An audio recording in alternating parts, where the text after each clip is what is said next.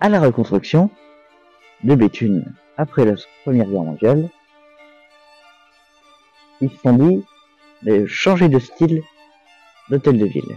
Et vu qu'ils avaient très peu de place, ils se sont dit on va soigner la déco vu qu'ils n'avaient pas de place.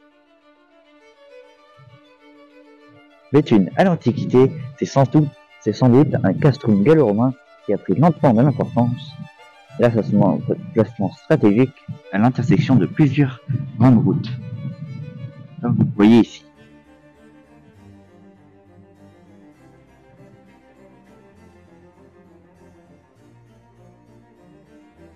Pourquoi on est ici? C'est tout simplement parce que ici, avant, un évêque du nom de Saint-Va avait créé une église qui s'appelait l'église Saint-Va, qui est maintenant l'école Pasteur, vu que l'église Saint-Va, qui était ici avant, a été déplacée par Charles Quint à l'intérieur des remparts de la ville. Une légende raconte que Saint-Éloi apparaît alors à deux maréchaux ferrants, Germonde de Beuvry et Gauthier de Béthune, que Saint-Éloi leur demande alors de se réunir pour fonder la confrérie des charitables de Saint-Éloi, qui gère les enterrements de tous les citoyens de Béthune et de Beuvry. Et cette confrérie existe encore de nos jours.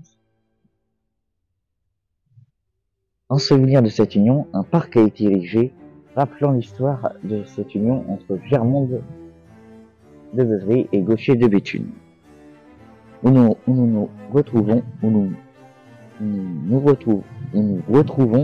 une plaque commémorative rappelant l'histoire de cette confrérie des charitables, avec en haut une tiare rappelant le passé religieux de cette confrérie. Qu'est-ce que cette plaque commémorative? Cette plaque commémorative dit que c'est la porte d'air,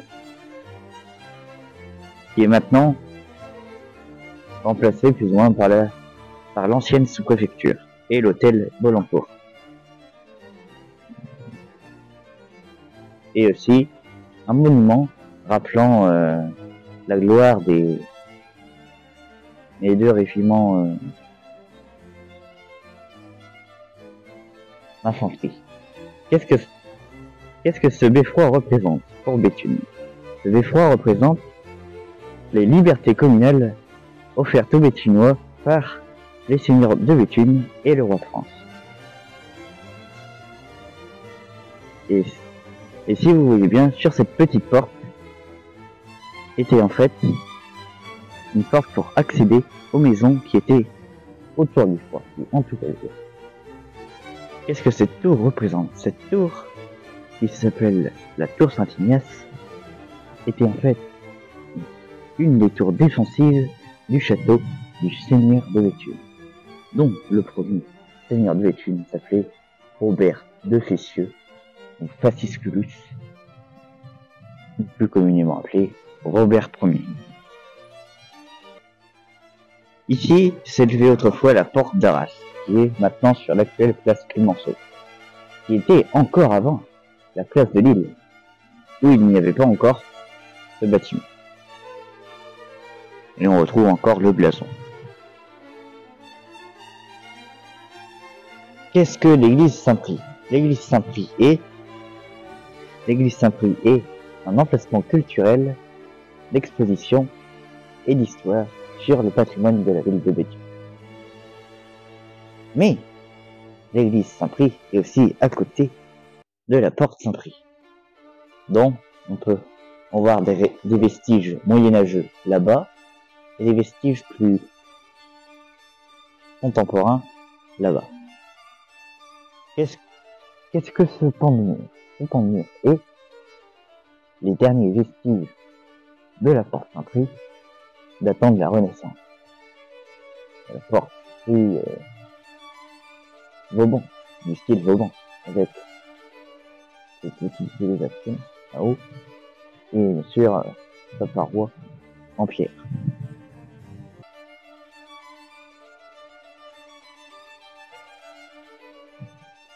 Ceux-ci sont les derniers vestiges de la porte Saint-Prix moyenâgeuse, avec, on le voit bien, ses deux puissants pans de mur et son entrée au milieu.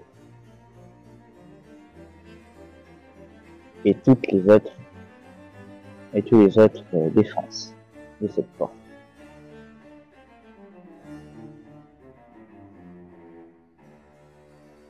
En marche vers l'histoire.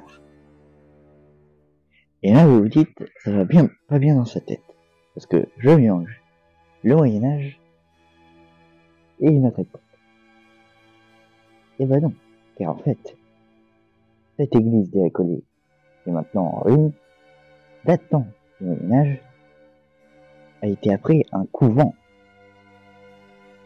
dont, à la Révolution industrielle, il a été réutilisé, ce couvent des Récollets, pour fabriquer du sucre à partir de betteraves.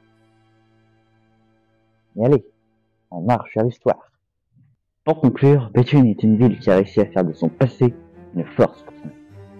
Comme en témoigne l'association des Amis du musée, avec leur siège qui se trouve ici, rue de la Délivrance, au 21 rue de la Délivrance. Et donc, cette maison est une maison du Moyen-Âge dans l'un des plus anciens quartiers de Béthune. Mais ce qui est le plus important à Béthune, c'est surtout sa grande place, avec son beffroi, l'hôtel de ville et les maisons art déco autour de la grande place, qui date d'après la première. Et à suivre pour une nouvelle marche vers l'histoire.